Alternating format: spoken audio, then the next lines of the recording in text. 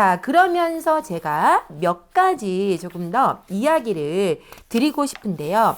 어떤 경우냐, 이런 부분이 있습니다. 생활 주제에 반드시 맞추어야 된다? 아니라고 제가 계속 말씀을 드리고 있죠. 그런데 이게 좀 아이러니해요. 사실은 생활 주제는 의미가 없지만 평가제랑은 또 좀 다른 얘기긴 하죠. 자리를 잡을 때까지는 분명히 시간은 필요할 겁니다. 그거는 저도 약간의 어쩔 수 없다는 생각이 들긴 해요. 과도기니까 분명히. 그쵸.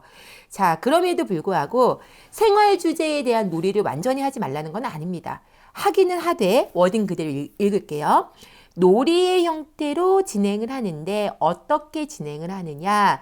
아이가 할 수 있는 일상 경험을 위주로 선생님이 직간접적인 경험을 생활 주제에 맞추어서 주었으면 좋겠다인데요. 생활 주제를 고르는 방법이 있습니다. 그거에 대한 건 너무나 잘 아시겠지만 국가에서 생활 주제에 12개, 10개 뭐 이렇게 정한 이유가 있잖아요. 그 이유가 무엇일까요? 네, 답은 하나예요. 왜? 유아가 일상생활을 하면서 겪을 수 있는 유아의 범위 안에 들어가는 게 지금 현재 생활 주제거든요. 그쵸? 나와 가족, 나 가족, 우리 동네, 우리 나라, 탈 것들, 다음에 도구들, 가을, 여름 이런 게 지금 우리 친구들의 일상생활을 하면서 지금 계속 겪을 수 있는 주제들인 거잖아요. 그러니까 예를 들어서 생활 주제를 정할 때 지금처럼 뭐 우리 원가 친구 이런 게 아니어도 우리 반 아이들은 만약에 뭐 바닷가 어촌에 있다. 예를 들면 그러면 따개비 실컷 볼 수 있잖아요. 그쵸? 따개비가 그냥 한 월의 주제가 될 수도 있는 거예요. 미역, 뭐 소금 이런 것도 주제가 될 수 있는 거죠.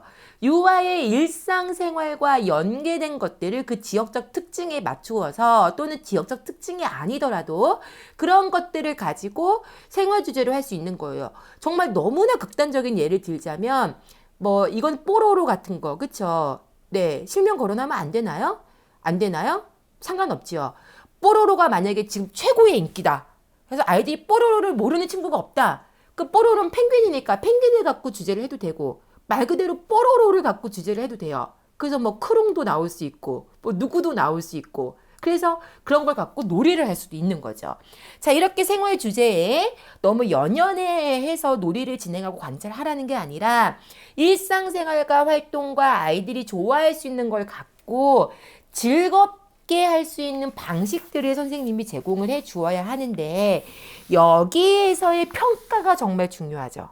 이제 여기까지 왔어요. 그러면 평가가 너무 중요한데 제가 이거는 책 그대로 이렇게 보여드리겠습니다. 네, 그리고 워딩을 그대로 읽어보겠습니다.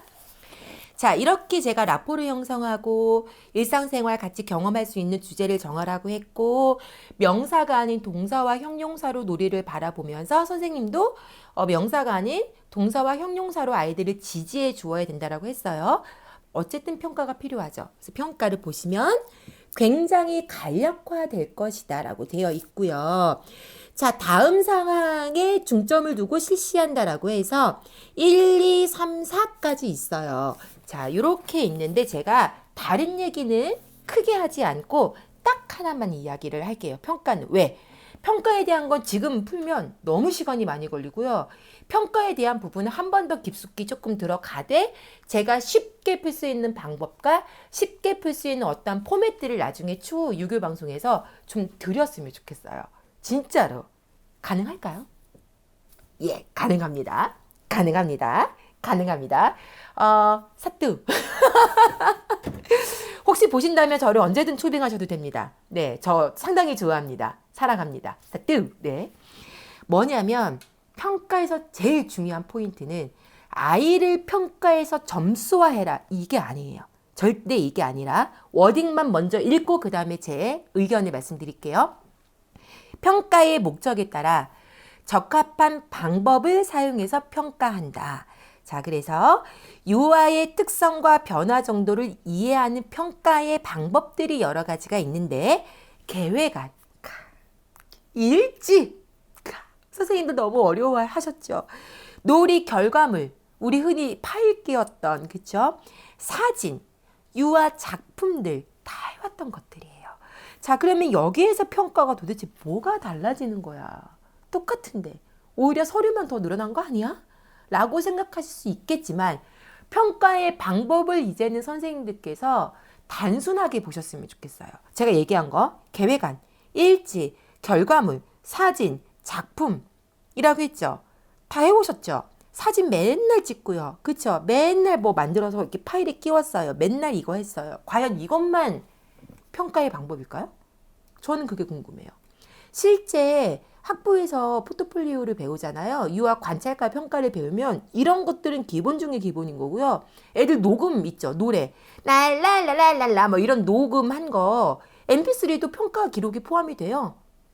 그래서 이 아이는 관찰일지 막 쓰지 않았어도 3월달에 랄랄랄랄라 하고 약간 발음이 이상하게 노래를 했다가 5월달에 같은 노래인데도 뭐 랄랄랄랄라 선명하게 노래를 했다? 그럼 녹음 파일만 딱 저장해 놓으시면 돼요. 그리고 그거에 대한 기록만 간단하게 3월에는 약간 요 발음이 좀 안 되어서 뭐 MP4 뭐 1에 저장해 놨고 4월에 이런 거 있었을 때 아이가 어느 정도 발전이 되어서 이런 거 했었다.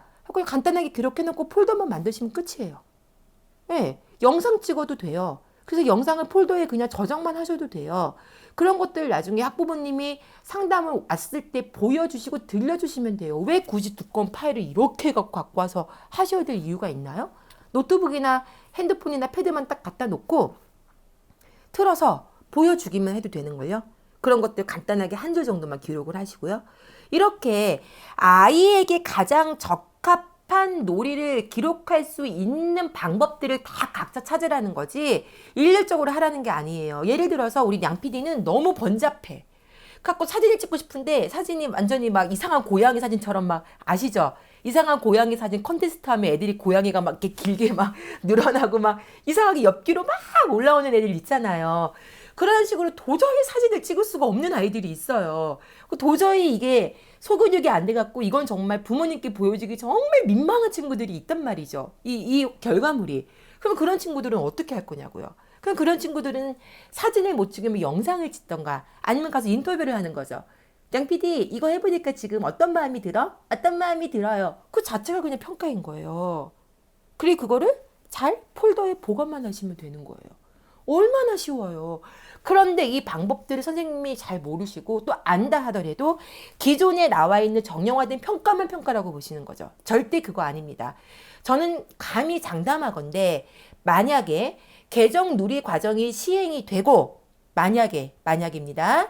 정말로 교사가 어느 정도 일어나가 된다면 교사의 자격이 제가 말하는 자격은 그냥 예를 들게요. 유아 학교란 만약에 명칭을 쓴다. 가칭 써서 어린이집과 유치원의 경계가 어느 정도 허물어지는 날이 오고 똑같은 유치원 교사, 정교사, 어린이집 보육교사가 아닌 똑같은 유아 교사 1, 2급이라고 하는 그 어떠한 날이 왔을 때는 저는 장담합니다.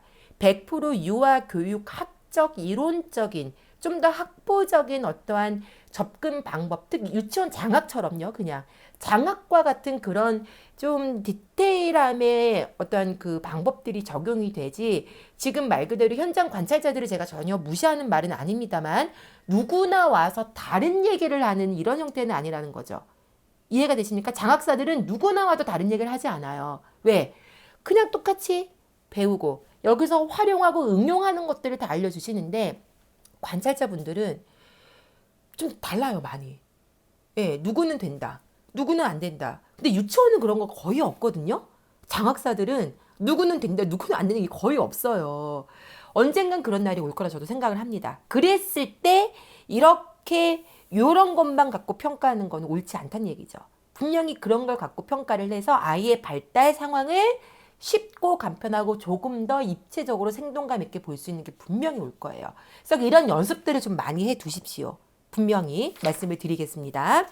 자, 그리고 별도의 평가 방법을 두지 않겠다라고는 했어요. 그래서 유아의 놀이 결과물이나 사진만 갖고도 평가하지 않겠고 부모와 동료 교사와의 어떠한 아이 정보를 나누는 것도 평가의 하나의 방법으로 보겠다라고 했죠.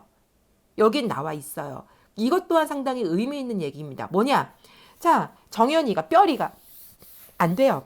이거 막 이게 못해요. 잘. 해갖고 못해서 어떡하지 선생님? 양 선생님 큰일 났어요. 큰일이 좀 그렇네요. 조금 걱정이 되네요. 우리 뼈리가 조금만 하면 참 잘할 수 있을 것 같은데 어떻게 양 선생님 우리 뼈리 조금 잘할 수 있게 도와줄 수 있는 방법이 없을까요? 양 선생님이 경력 선생님이에요. 막 얘기해 주셨어요. 막 해봤더니 정말 된 거야. 그러면 요거를 이렇게 양 선생님하고 이야기를 했더니 이런 방법이 있었고 이렇게 했더니 얘가 이만큼 했어요. 이것 또한 관찰의 방법에 포함을 시키겠다는 거죠.